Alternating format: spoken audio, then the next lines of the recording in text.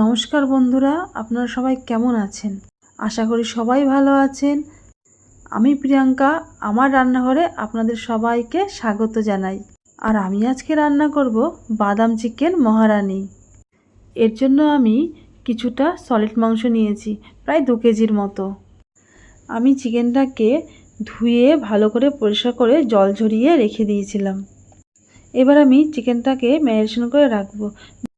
তার জন্য আমি এখানে আদা রসুনের পেস্ট আর একটু কাঁচা লঙ্কা বাটাও নিয়েছিলাম, আর দিয়েছিলাম একটু গোলমরিচের গুঁড়ো।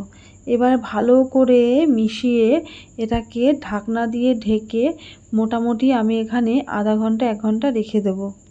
এবার আমি এখানে কিছুটা মশলা করে নেব। যেরকম কাঁচা বাদামটাকে একটু হালকা গরম জলে ভিজিয়ে তার চোকলা ছাড়িয়ে নিয়েছিলাম, আর নিয়েছি একটু কাজু বাদাম, আর নিয়েছি চারমগজ। এবার একটা মিক্সার জারের মধ্যে কিছুটা টক দই নিয়েছি। এবারে যে বাদামগুলো ছিল আর চারমগজ ছিল, আমি এর মধ্যে সবগুলো দিয়ে দেব। এর মধ্যে কিছুটা আমন্ড অ্যাড করা যেতে পারে, কিন্তু আমার কাছে ছিল না বলে আমি তার পরিবর্তে চারমগজ অ্যাড করে দিয়েছি। তো যাই হোক, আমার এখানে পেস্টটা হয়ে গেছে। এবার আমি পেঁয়াজগুলো কেটে নেব। তো এই দেখো, আমার পেঁয়াজ কুচানো হয়ে গেছে। এবার আমি একটা কড়াইয়ের মধ্যে বেশ খানিকটা তেল গরম করব।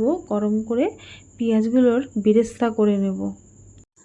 আমি এই রান্নাটায় কাঁচা পেঁয়াজ একদমই দেব না, পেঁয়াজের বেরেস্তাগুলো করে তুলে রেখে দেব। আমি এই রান্নাটা করার জন্য সলিড চিকেন তো নিয়েছি, কিন্তু সলিড চিকেন না নিয়ে এমনি চিকেনও রান্নাটা করা যাবে। পেঁয়াজের বেরেস্তাগুলো যখন রাখবো না, একটা কাগজের মধ্যে রাখবো, তাহলে একদম ঝুরঝুরে হয়ে যাবে, বেশ সুন্দর, একদম ধরলেই গুঁড়ো হয়ে যাবে। এবার একটা কড়াইয়ের মধ্যে কিছুটা সাদা তেল গরম করব, তার মধ্যে দিয়ে দেব 1 চামচ বাটার। এবারে দেব গোটা গরম মশলা। যখন গোটা গরম মশলা ফোড়ন দেব, তার মধ্যে অবশ্যই একটু জায়ফল আর জয়িত্রী দিয়ে দেবো। আমি এখানে চিকেনটা বেশ 1 ঘন্টা ধরে রেখে দিয়েছিলাম ঢেকে। আমি ফ্রিজের মধ্যেই ঢুকিয়ে রেখে দিয়েছিলাম, তাতে স্বাদটা অনেকটা বেড়ে যাবে।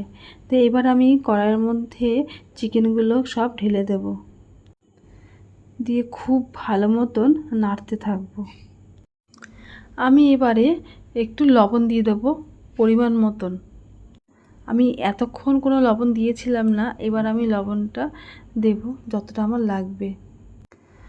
লবণটা দেওয়ার পরে এবার দেখা যাবে যে চিকেন থেকে জল বেরিয়ে যাচ্ছে, অনেকটা জল বেরোবে। আমি এরপরে দেবো এর মধ্যে কাঁচা লঙ্কা পেস্ট দেব, দিয়ে আবার খুব ভালো মতন কষাতে থাকবো।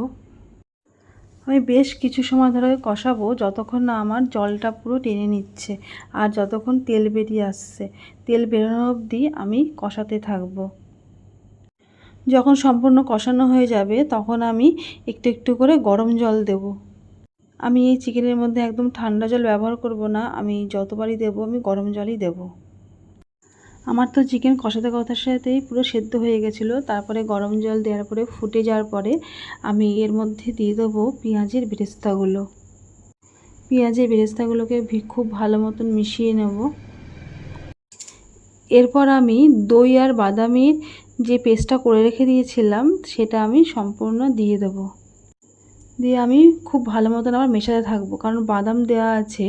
যদি খুব ভালো মতো না মেশাতে থাকি বা নাড়াচাড়া না দিই, তাহলে নিচে লেগে যেতে পারে। যদি প্রয়োজন হয় যে আরেকটু জল দিতে হবে, তাহলে সেই সময় আরেকটু গরম জল দেওয়া যেতে পারে। এবার আমি একটু স্বাদের জন্য সামান্য একটু চিনি দেব। এরপরে দেব আমি গরম মশলার গুঁড়ো। এরপর দেব ধনেপাতা কুচি। ধনেপাতা কুচিটা দিয়ে আবারও ভালো মতন মিশিয়ে নেব। এই রান্নাটা যে এতটা স্বাদ হয় না, যে এতটা সুন্দর খেতে হয়, যে না খেলে বোঝা যাবে না। এরপরে আমি দিয়ে দেব কসুরি মেথি পাতা।